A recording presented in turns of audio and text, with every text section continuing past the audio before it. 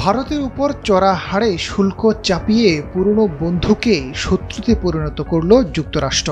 বিচ্ছেদ ব্যথা কাটিয়ে উঠতে চীনের সঙ্গে বিভেদ মিটিয়ে নতুন সম্পর্ক গড়ে ভারত। তাতে গায়ে জ্বালা দিয়ে উঠে মার্কিন মুল্লুকে। চীনকে কোণঠাসা করতে দেশটির প্রায় সকল পণ্যে ১০০% শুল্ক চাপায় মার্কিন প্রশাসন।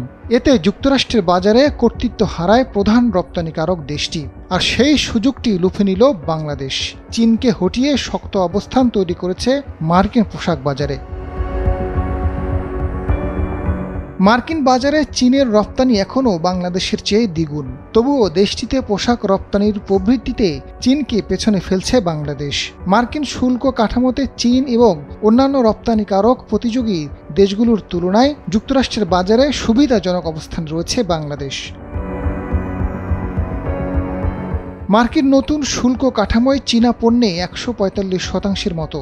বিপরীতে বাংলাদেশের পণ্যে শুল্ক মাত্র ২০%। আবার মার্কিন কাঁচামালে উৎপাদিত পণ্যে শুল্কমুক্ত সুবিধাও পাচ্ছে বাংলাদেশ। তৈরি পোশাকে বাংলাদেশের প্রধান বাজার এখন যুক্তরাষ্ট্র। মোট পোশাক রপ্তানির আয়ে ১৮ থেকে ২০% আসে দেশটি থেকে। গত এক দশকে যুক্তরাষ্ট্রের বাজারে চীনা তৈরি পোশাকের রপ্তানি কমেছে ৪৬%, বাংলাদেশের বেড়েছে ৩৬%।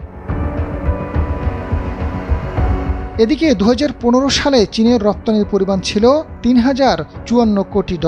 গত বছর তা $১,৬৫১ কোটি নেমে আসে। অন্যদিকে ২০১৫ সালে বাংলাদেশের রপ্তানির পরিমাণ ছিল $৫৪০ কোটি।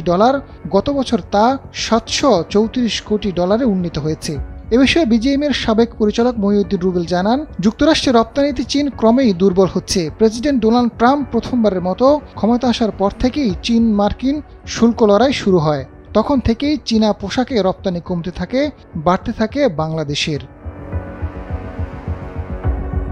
বিশ্লেষণে দেখা যায় ২০১৫ সালে চীনা পণ্যে গড় ইউনিট দর ছিল $২.৬৮। ২০২৪ সালে তা $১.৭৮ নেমে আসে। সেখানে বাংলাদেশের পোশাকের ইউনিট প্রতি গড় দর ছিল $২। গত বছর তা বেড়ে $৩.১০ উন্নীত হয়েছে।